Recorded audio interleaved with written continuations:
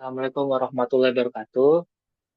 Selamat pagi, siang, malam. Perkenalkan saya Gandhi, kamu dari Helambak, Teknik Mesin Angkatan 2023. Dan pada kesempatan kali ini, saya akan mengerjakan tugas terkait simulasi metode numerik menggunakan CFD Soft untuk menyelesaikan heat conduction pada pipa dimensi satu. Jadi untuk langkah awalnya yang pertama harus kita lakukan adalah melakukan alokasi memori yang dimana ini menentukan jumlah sel maksimum dari simulasi atau model yang akan kita buat nanti. Ini jika sudah, kita akan set domain, jadi berdasarkan kasus yang diberikan. Ini adalah suatu pipa dengan panjang 1 meter dan diameter pipanya adalah 1 inch atau 0,02 meter. Lalu eh, sel yang disediakan adalah 10 kali 3, jadi ada 10 sel di baris I dan 3 sel di kolom J. Oke, selanjutnya kita akan eh, melakukan set, kita akan mengeset sel-selnya. Jadi kita akan memberikan penamaan kepada masing-masing sel. Kemudian kalau kita lihat di sini, bagian tengah masih kosong. Kemana itu akan kita beri nama, eh, kita beri ID dua. Lalu ada inputnya, dan pada ujung pipa sebelah kiri akan diberikan ID nomor 3. Dan pada ujung pipa sebelah kanan akan diberikan ID nomor 4. Lalu akan terdapat sumber panas pada salah satu dinding, yaitu di kolom I5. Lalu akan diberi nama dengan W5 atau ID-nya 5. Ada juga semuanya sudah diberikan identitas untuk setiap sel. Maka selanjutnya kita akan memberikan kondisi sempadan untuk tiap-tiap wall. Jadi untuk wall pertama, karena kasusnya di sini adalah suatu pipa yang adiabatik, maka kita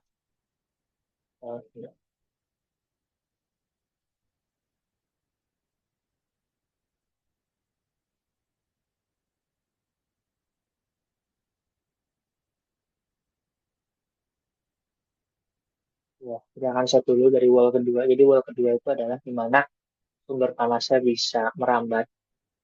Di mana kita beri tipe wallnya adalah conducting wall. Dan dia akan memiliki properties dari steel, yaitu memiliki produktivitas thermal sebesar 16,2 watt per meter Kelvin.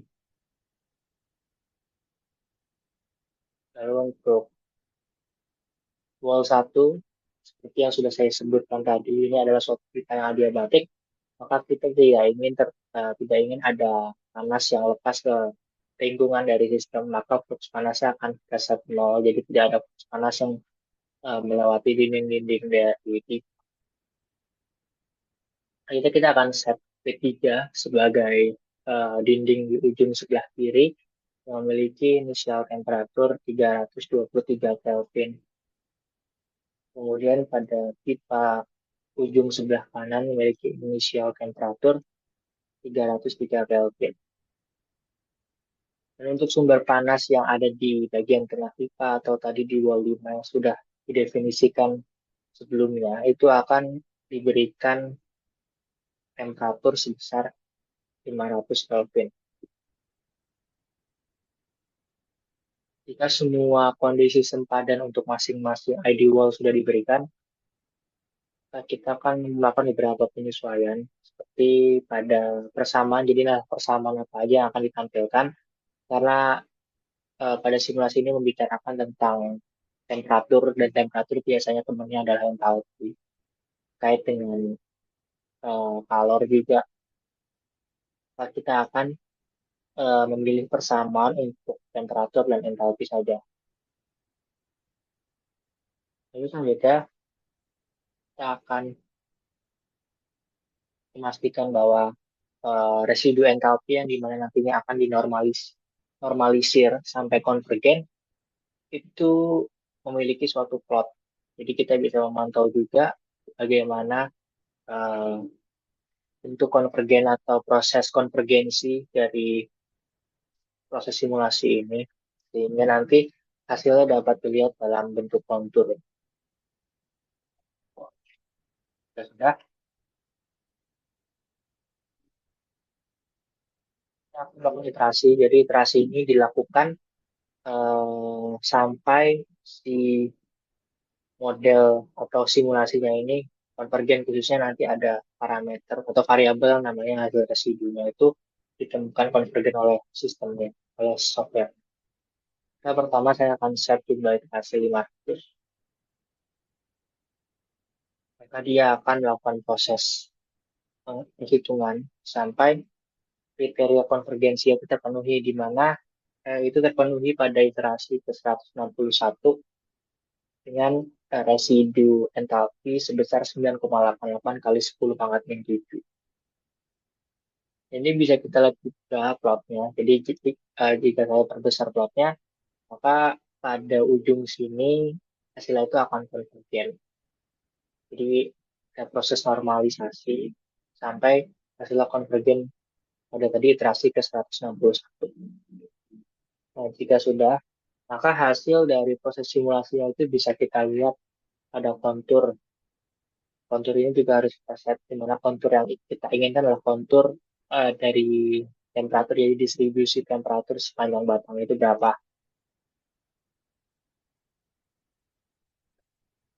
Jadi bisa kita lihat juga bagaimana distribusi dari temperatur sebenarnya pada suatu pipa yang adiabatik.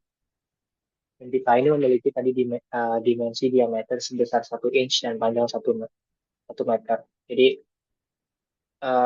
jika kita hubungan dengan realitas fenomena fisika yang terjadi, ini masuk akal karena pada bagian tengah memang kita berikan sumber panas sebesar 500 Kelvin.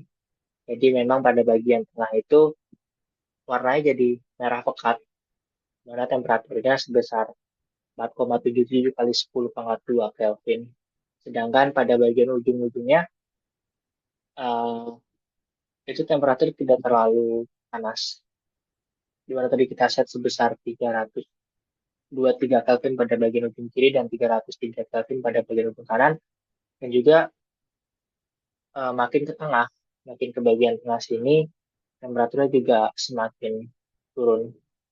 Karena tadi distribusi temperatur dari sumber panasnya jadi semakin jauh dari sumber panas, secara logika eh, temperatur juga akan turun. Dan ini merepresentasikan sekaligus merepresentasikan metode Frank-Nicolson yang memang digunakan pada proses simulasi ini, di mana didefinisikan dengan D dua temperatur per do waktu sama dengan K dikali do kuadrat temperatur per do X kuadrat.